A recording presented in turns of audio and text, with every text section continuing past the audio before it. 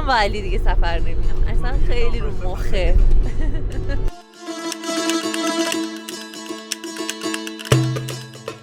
من تهم گرم شده. این سافاریه یه چیز دیگه بود. از این کم صدای تهدید رو یعنی داریم. چقدر خوشگله.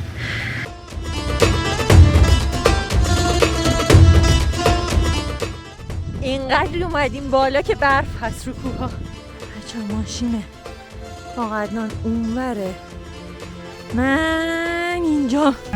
کلانه همچین نیه، خیلی بامزه که واقعا دیگه داریم تموم میشیم، خیلی سخت بود. سلام علیکم، صبح ما بخیر. آقا یعنی چی صبح ما بخیر؟ خب من نمیدونم که کی میبینن، که مثلا ممکن شب این ویدیو رو ببینن و خب من چرا بگم صبحتون بخیر؟ ما صبح این ویدیو رو ضبط کردیم. خب اوکی، صبح بخیر. صبح خیلی زود بخیر. الان فکر کنم ساعت دیگه 5:30 ولی ما از ساعت 4 بیداریم. آماده شدیم، راه افتادیم به سمت نریمان. سلام علیکم، خوب هستی؟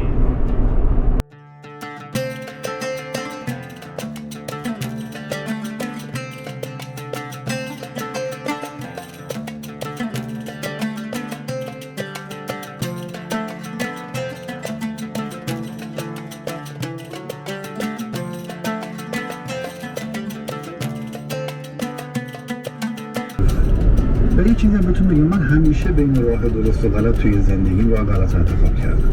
چون آسون‌تر، خیلی آسون‌تر بود از اینکه من بخوام برم کار بکنم پول حلال به دست بیارم. روزی آسون‌تر بود. فروختن مواد آسون‌تر بود. خیلی آسون بود، به راحتی می‌تونستی بری سر پارکی وایس مواد بفروشی. میشن درشته، پولش هم درشته. خیلی از میونبرا اصولاً آدم دنبال میونبر هستن، ولی معمولاً میونبرا باعث میشه که شما هم میونبر رو بری، هم مجبوری راه اصلی رو بری. دقیقاً. مثل راهی لاغری، قرص فلان، اوزمپیک و همه الان عوارضش تا زیاد مشخص میشه. باید برگردی رژیم بگیری، ورزش کنی راهش. راه غلط راه آسونی. حالا تو این جاده های مثلا طولانی و اینا خوبیش اینه که مثلا ما همش هم آهنگ گوش نمیدیم، بیشتر یه تایمی رو سعی میکنیم که پادکست گوش کنیم. پادکست های مختلف هم گوش میکنیم، چه حالا از خبری باشه، چه روانشناسی باشه، چه بعضی وقتا دو نفرن که دارن با هم راجع به چیزی حرف میزنن. بعضی وقتا هم پادکست هایی گوش میکنیم که قصه زندگی آدم هاست. امروز یکی از قسمت های پادکست آدمیزاد رو گوش کردیم. اسم آقای چی بود؟ علیرضا. اسم آقای علیرضا بود. جالب بود، دلم نمیخواد که اسپویلش کنم براتون چون باحال بود. آره کاری نبود تو زندگیش نکرده باشه. صافتی بود تو زندگی من، خدا زده بود به خودش. نه منظورش اینه که هر کار بدی بود یه بار امتحانش کرده بود. و باحال بود. من اگر زیاد سفر میکنین، اگر زیاد تو جاده این، توصیه میکنم این گوش کردن پادکست رو. ما از کست باکس گوش میکنیم، قطعا اپلیکیشن های دیگه هم هستن. یه ذره این تایم که اینترنت ملی شده بود من سعی کردم با اپلیکیشن های ایرانی مثلا یه ذره پیدا کنم و اینا، کار نکرد بر من. حالا نمیدونم چون اینترنت قطع شده بود اینجوری بود یا نه دیگه. الان دیدم که کست باکس دوباره بس شده. خلاصه که ما داریم پادکست گوش میکنیم فعلا. وسطش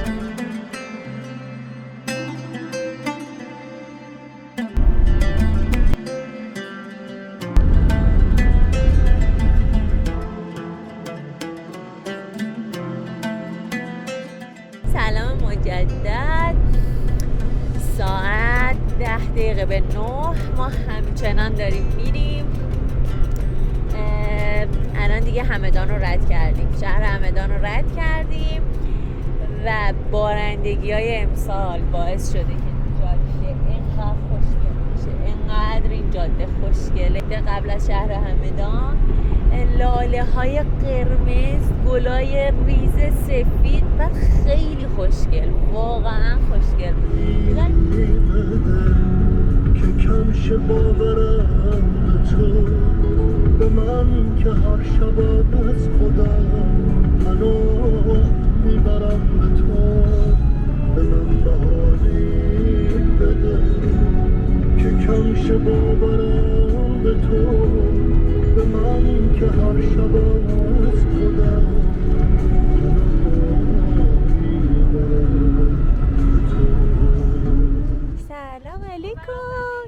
علیکم. دیگه 9:10 یه جا وایسادیم بنزین بزنیم برای راه بریم، خستگیمون در بره. آقا بریم حرکت. بیا بغل بگو.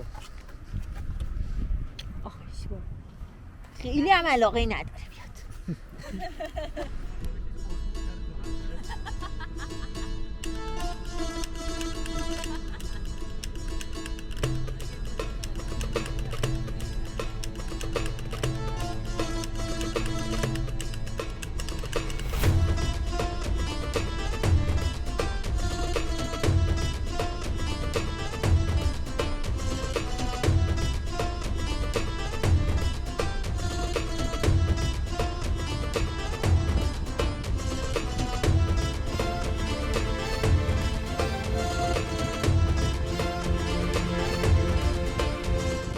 سلام از جاده های خوشگل کردستان، سلام از رشته کوه زاگرس.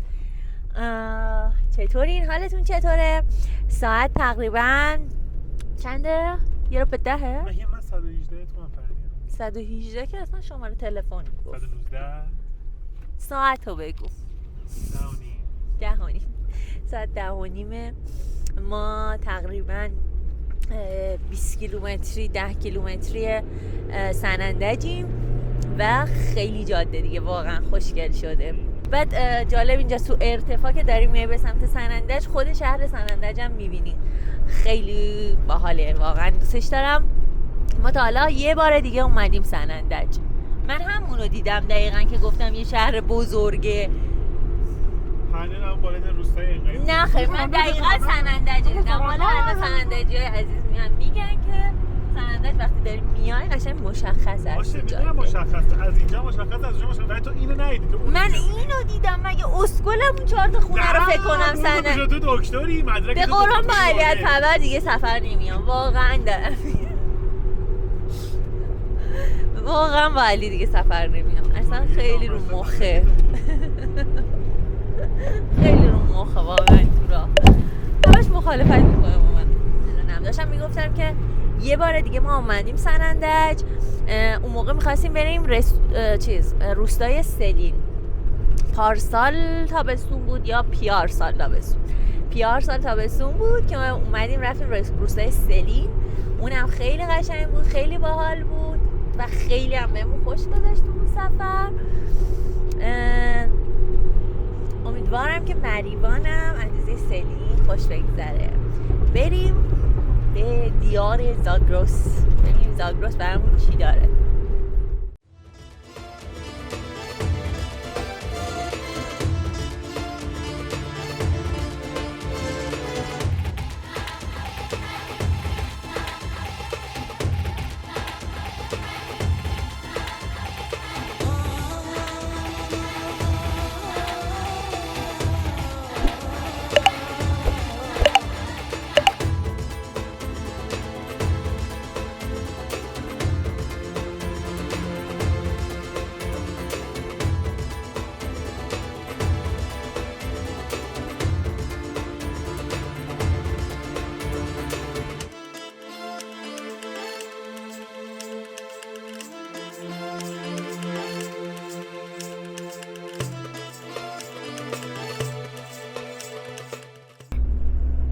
سلام.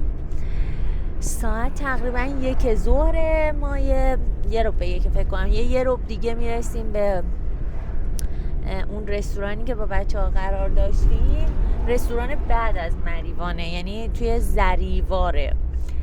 بعد دیگه داریم میریم اونجا، ولی واقعا دیگه داریم تموم میشیم. مثلا خیلی سخت بود. چند ساعت، یعنی از ساعت 5 دیگه ما راه افتادیم دیگه. از ساعت 5 صبح راه افتادیم. الان 6 ساعت 7 ساعت نان استاپ داریم رانندگی میکنیم. تموم داریم میشیم از گشنگی دیگه.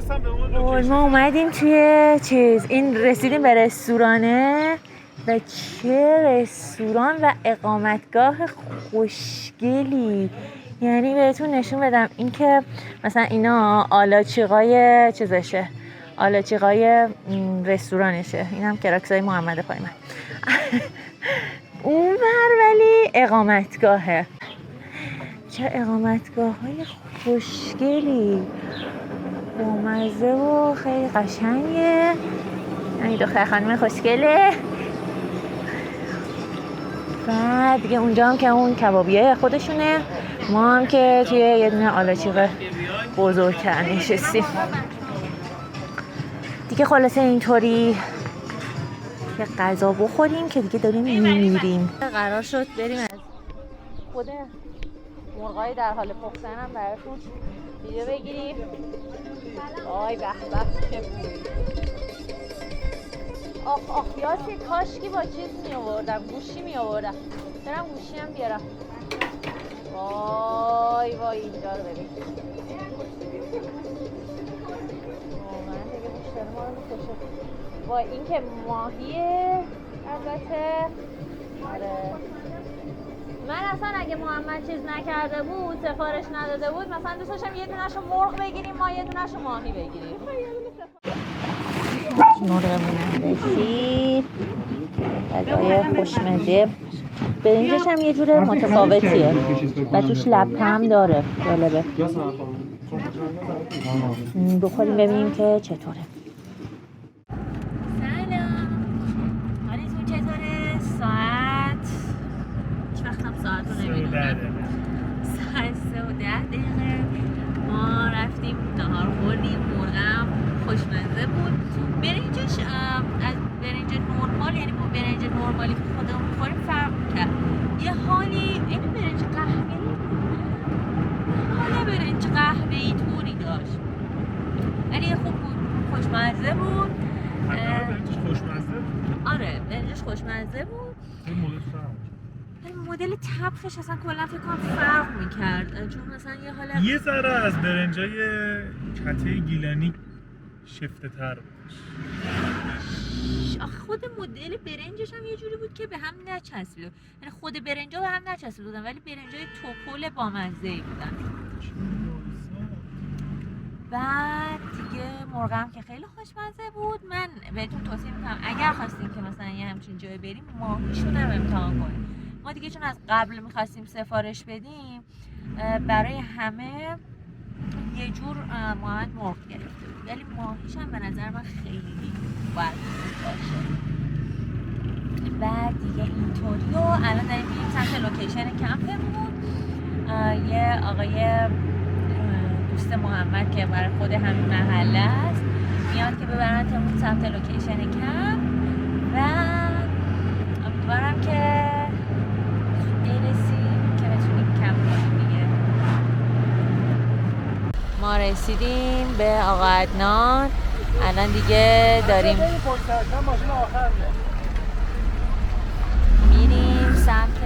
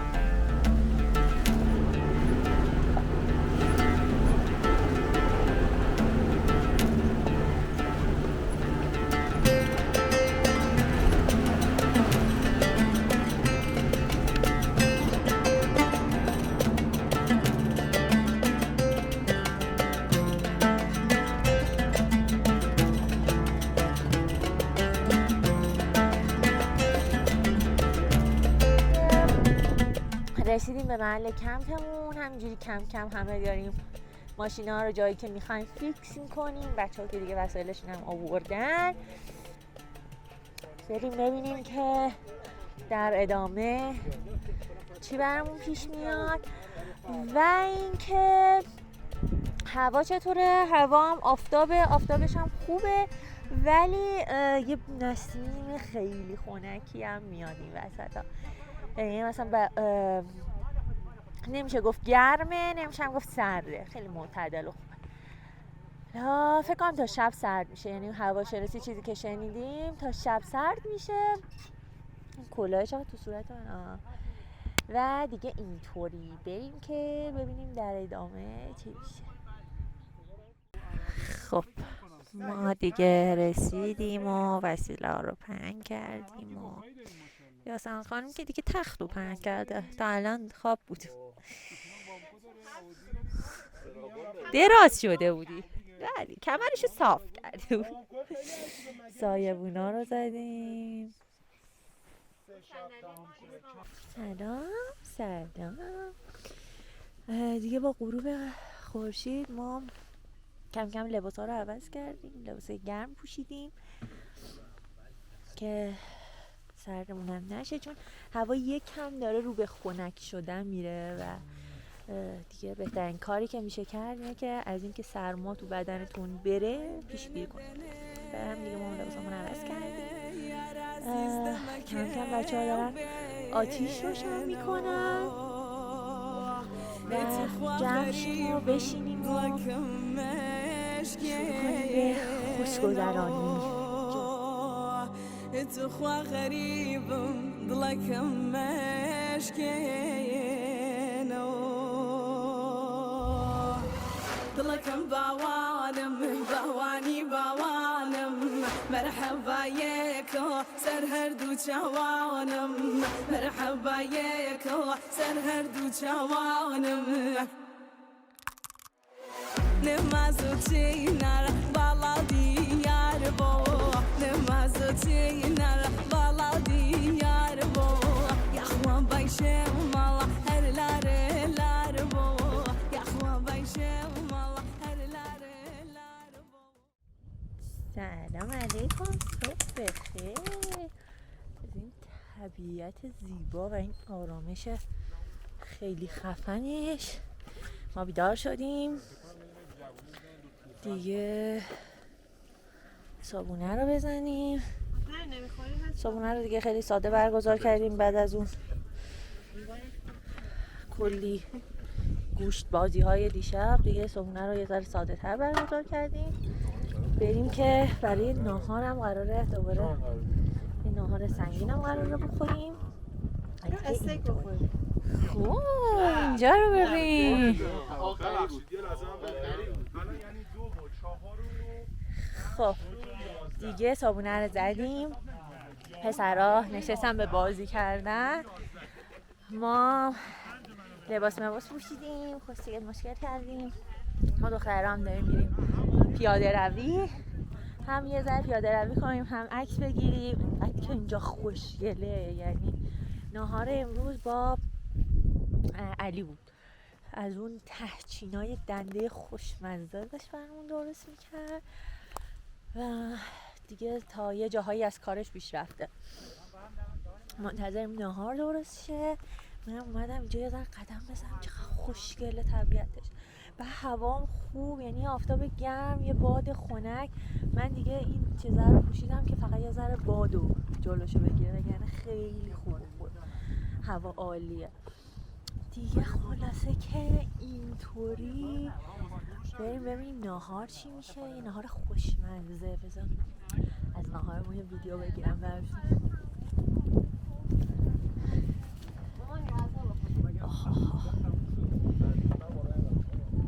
میزه ناهارمونه که علی جون داره کته میذاره با تدیگ، با اونم دنده هایی که پخته شدن. خلاصه که و اینم یادمون نرفته فیلم صدای تهدیگ رو یعنی داریم. دنده کباب زیاده ها. زیاد داره. گوشت داری؟ کامل. خالی می‌خوری. تو گوش بردار. ما ناهار زدیم. با عدنان با یه ماشین واقعا خفن. آره ما مثل آفرودی واقعی اومدیم سافاری. یعنی تو حالا اینجوری سافاری نکردیم. کوه دشت یه ماشین خاصی دارم، ماشین مسابقات آفروده در واقع. یه ماشین کردی واقعی، کردستان واقعی.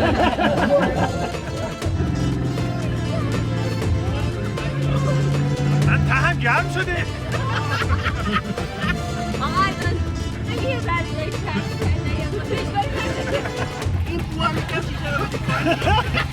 اگه یه ذره بوی زیادی هم دیدی ها مردم اونم اشکال نداره ایشالله.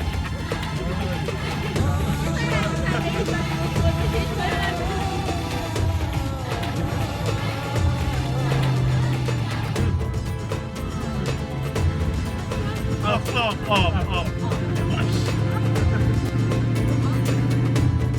آدم می‌درسم، اجازه نمی‌درسم.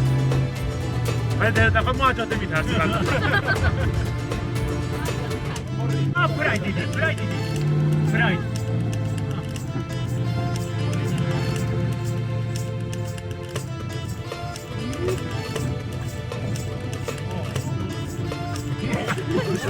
ما بس نزنید. ما بچه ها میخواستن نشسته بودیم نهار میخوردیم، بعد بچه ها تصمیم گرفتن که بیایم گوشت بخریم از شهر. گوشتش اینجا خیلی با ماشین آقا عدنان قرار شد بیایم. من و آینی هم تصمیم گرفتیم که باشیم بیایم، چون میدونستم قطعا ماشین آقا عدنان خیلی صفاییش حال میده. واقعا خیلی حال میده، اصلا خیلی خوش گذشت. حالا الان رسیدیم، بچه ها برن گوش بگم ما چون لباس هم مناسب نبودم چیزی بیادش برن گوش بگیرم بیان دوباره برگشتیم. نگو که اینو میخوام بریم بالا. یا ماشینه ما اصلا نیست. ماشین به دریاچه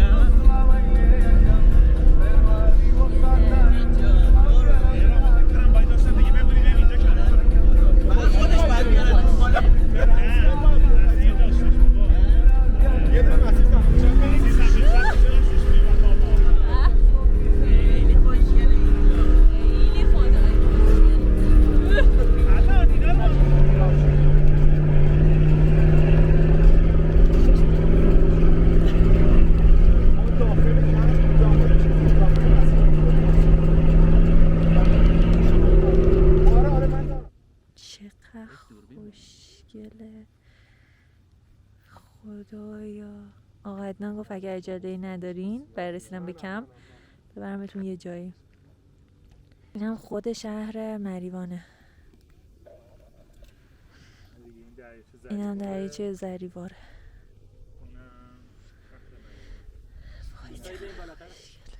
بالاتر از این؟ بالاتر از این چیزی دیگه هم مونده؟ آقا عدنان میگه دوست بریم بالاتر از این. خدایا بچه این ماشین، من مطمئنم اونجا عقاب نمیره تخم کنه. این ماشین شاید شما فکر کنید پاتروله، ولی اصلا جز قیافه پاترول هیچ چیز دیگه ای از پاترول نداره. موتورش 8 سیلندر لکسوسه. بله خودتون توضیح بدید. زیربندیش هم سافاریه. زیربندیش هم سافاریه. عقب و جلو هم سافاریه قطعاً. در واقع بله صندلیاش مال چی بود لکسوسه. گفتی؟ مال لکسوسه. چون فقط بگم خیلی خوش گذشت. دست شما درد نکنه. خیلی خیلی واقعا این سافاریه یه چیز دیگه بود از این کمپ.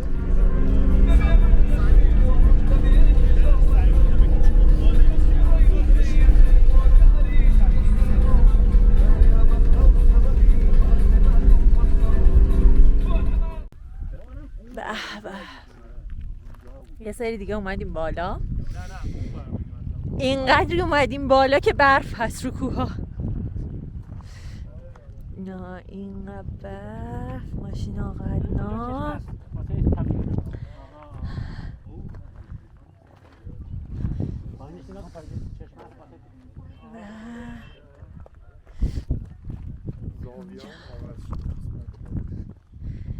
این هم دوباره دریاچه. بچه آقا عدنان آوردمون یه جا کمپ رو میبینیم. کمپمون رو از اینجا معلومه. کمپ ما من اینجا تو رو دارم میبینم ولی فکر نمی‌کنم تو منو ببینی. نمیدونم معلوم میشه تو دوربین من یا نه. بچه‌ها کمپ ما ایناش همه دیدینش دادم که من اینجا دارم میبینم اینجا. شما این. نمی‌دونید. خیلی باله. بچه‌ها من یه چیز دارم. ببین ما برگشتیم کمپ. بعد بچه ها گفتن که ریواسی، چون اینجا ریواس زیاد داره. و آقا عدنان دوباره گفتش که بیاید بریم یه جا ببرمتون. آره ریواس بچینیم. هیچ، من دوباره اومدم. من با تیم بعدی سافاری هم اومدم که ریواس بچینیم. الانم جا رو نگاه کنید. فقط یعنی ماشین رو گذاشتیم دیگه، یه مسیری بود که نمیشد چیز کنیم با ماشین رو گذاشتیم اونجا با پیاده. منم که با پیرن هنوز. اگه اینجا از کوه بیافتیم دیگه رفتیم، تا خود مریوان قل میخوریم.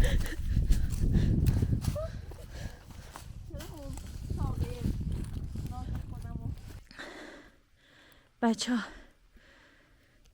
ها ماشینه آقا عدنان اونوره، من اینجا، برای اینکه اینجا کلی ریواس هست. من بوده اومدم اینا رو بچینم. خیلی باله این ریواس. بس نگاه کن چقدر چیدم،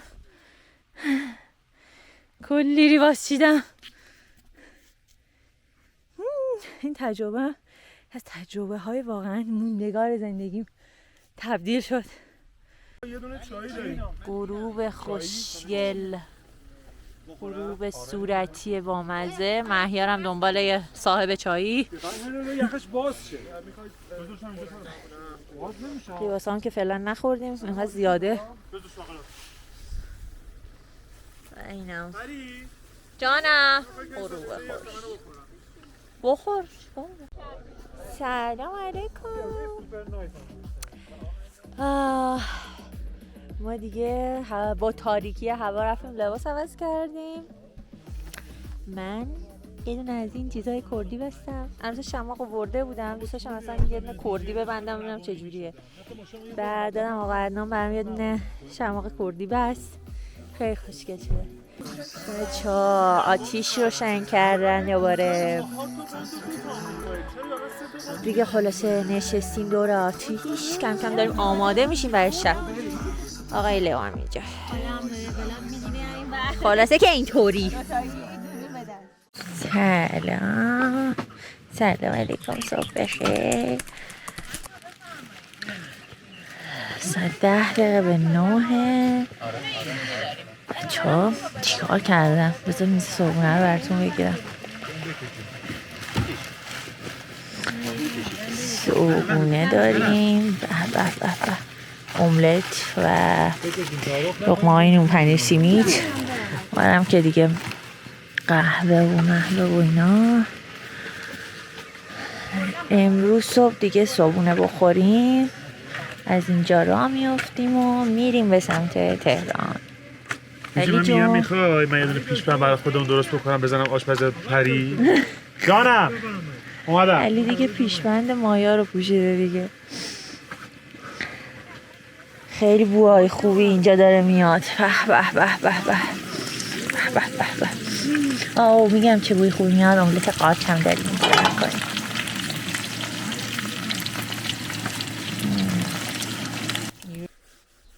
سلام و درود، خسته نباشید. ما دیگه صبحونه رو خوردیم. من درست کرده بودم. بعد دیگه شروع کردیم به جمع کردن. پروسه جمع کردن توی ماشین ما یه پروسه سخت و سنگینیه. هر کاری هم شما بکنید بازم بالاخره کار آسونی نیست. بریم ذره ببینیم از این جذابیتاشو. پریکوزته من و یاسمن الان کلی ظرف شستیم. الان هم دارم گاز رو تمیز میکنم.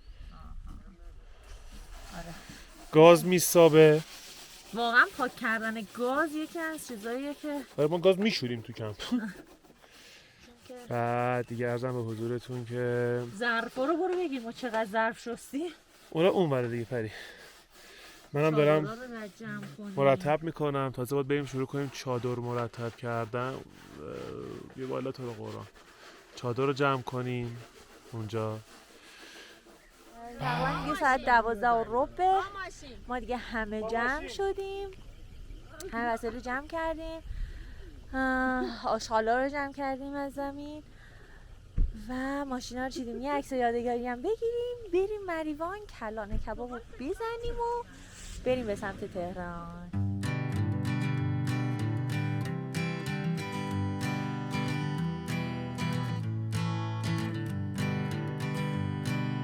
Hanging on, walking tall. Some days I got no use for it all.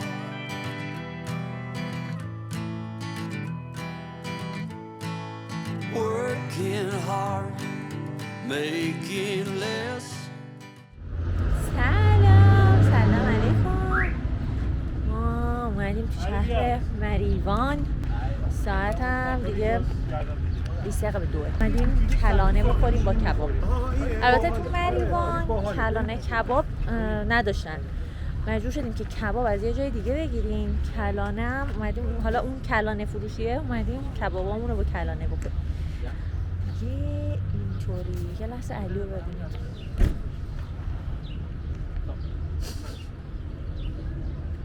این چه استایلیه؟ چه استایلیه؟ هستم بدنم درد. به به، کلانه کبابمون رسید. یه دوتا دیگه‌ش هم مونده، ولی کلانه همچین نونیه، خیلی بامزه. یه نون نازکیه با این سبزی‌های محلی خودشون.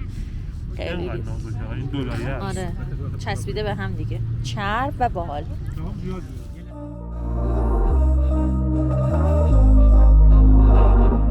We were sparks on quiet streets, two hearts finding where to meet. But life pulled us apart, left me talking to the dark. If I called you tonight, would it feel the same? Or have we both moved on to different names? Take me back to the start, before the quiet and the scars. When the world felt small and your hands felt warm. Take me back to the start, if only for a moment. I've been up since 3, scrolling back what we used to be. Half truths in this late night chat, both of us knowing what a lie that. Funny how we talk like we're fine, but your name still lives in my rhyme. Take me back to the start, before the quiet and the scars. Take me back to the start, before the quiet and the scars. When the world felt small and your hands felt warm. Take me back to the start, if only for a moment. If only for a moment. If only for a moment. Take me